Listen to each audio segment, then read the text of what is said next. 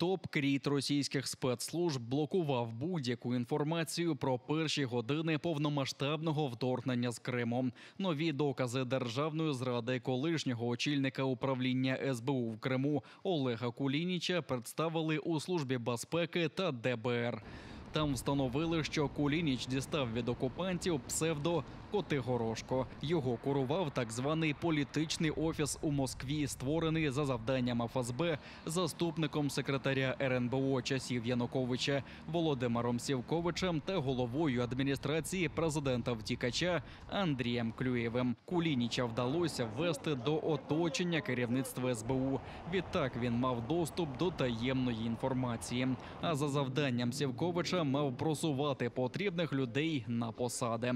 Нужны регионы. Причем в первую очередь назначать надо приграничные и Одесса. То есть Львов, Закарпатье,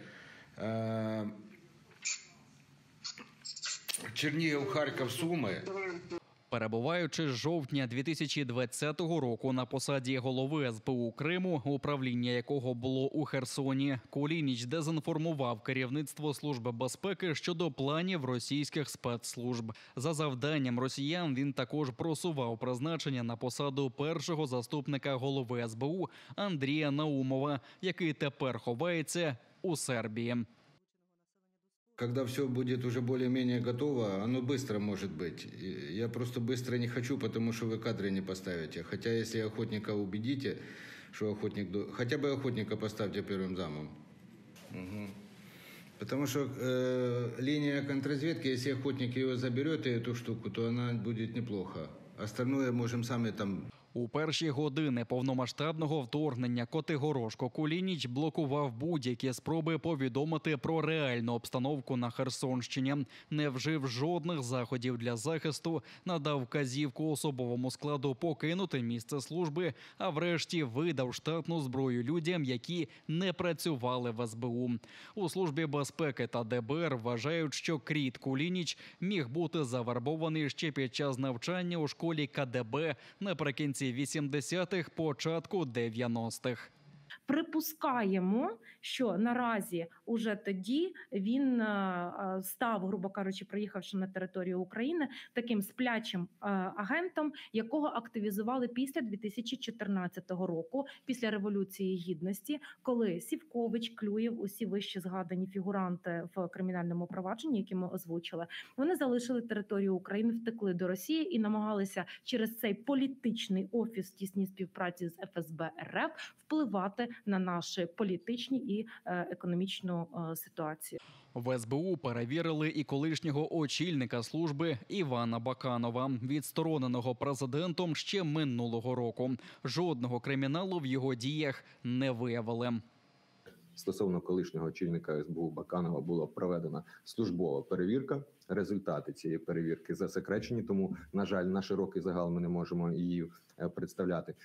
Сам Котигорошко в день Великої навали покинув місце служби та виїхав до Києва. Вже у березні минулого року на тлі розбирань щодо причин окупації Херсонщини президент звільнив Кулініча з посади. Розробкою крота Кулініча та спецоперацією з затримання займався Василь Малюк, нинішній очільник СБУ.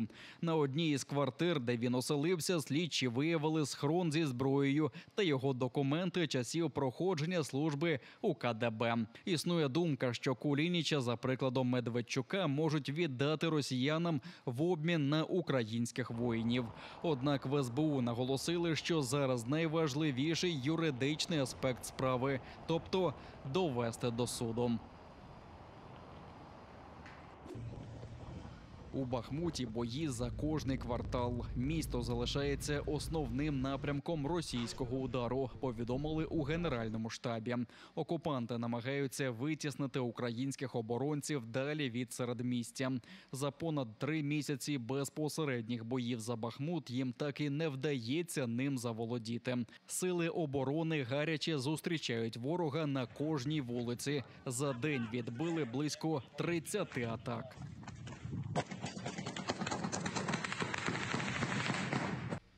В епіцентрі боїв залишається і Мар'їнка. Під потужним тиском окупантів місто тримається більше року. В Генеральному штабі звітують про чергові невдалі спроби росіян просунутися містом.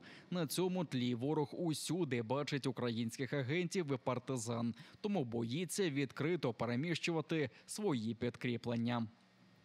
У Великій Кардашівці Херсонської області через переміщення важкої техніки окупантів околицями населеного пункту майже повністю обмежено виїзд та в'їзд усіх місцевих жителів.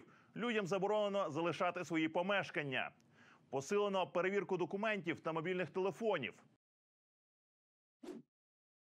511 ділянок для учасників геноциду українців підготувала окупаційна влада Криму.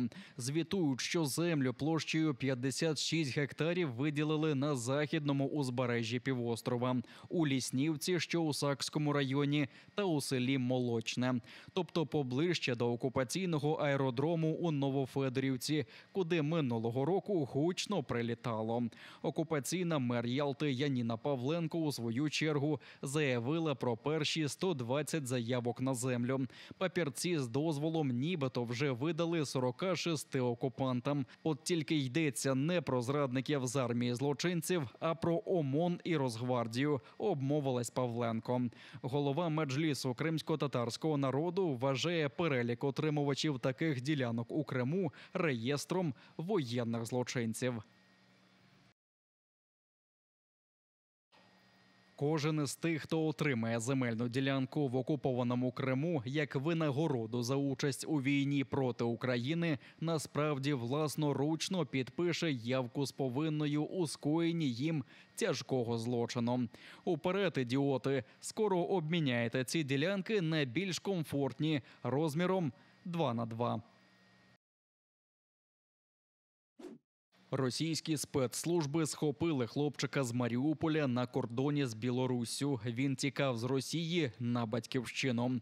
У цьому зізналася російська уповноважена з прав дитини Марія Львова-Білова. Сироту з Маріуполя Богдана Єрмохіна окупанти вивезли спочатку до Донецька, а потім до прийомної родини у Підмосков'ї. Львова-Білова сказала, що Богдан є добрим другом її прийомного сина Філіпа, ще одного українського хлопчика, незаконно депортованого з Маріуполя. Російська омбудсмен стверджувала, що під час бомбардувань Маріуполя від підлітків буцімто відмовились їхні батьки. А Богдана на втечу з Росії провокували так звані українські куратори.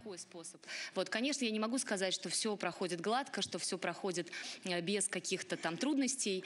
Вот, тяжело реагировать, когда твой ребенок бегает за младшими детьми и говорит: «Съем москаленка».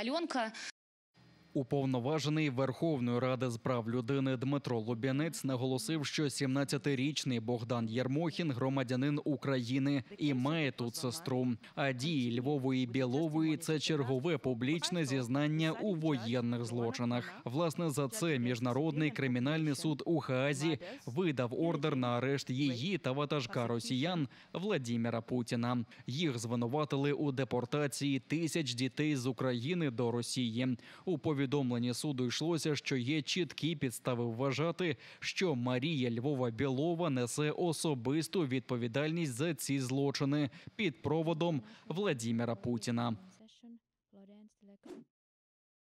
Попри погрози та залякування загарбників, у Криму поширюється спротив. Більше 80 людей долучилися до жовтої стрічки з початку тижня, повідомили активісти руху. Вони наголосили, що жителів Криму, які протистоять окупації, стає дедалі більше. Вони потайки малюють графіті, розповсюджують листівки, наліпки та розвішують символічні жовті стрічки у Сімферополі, Ялті, Керчі та багатьох інших містах. Зараз лави активістів руху опору «Жовта стрічка» у Криму налічують приблизно 1500 учасників. Долучитись до спротиву можна, відсканувавши QR-код на вашому екрані. Утім, висловлюючи протест російським нелюдам, закликаємо бути якомога обережнішими.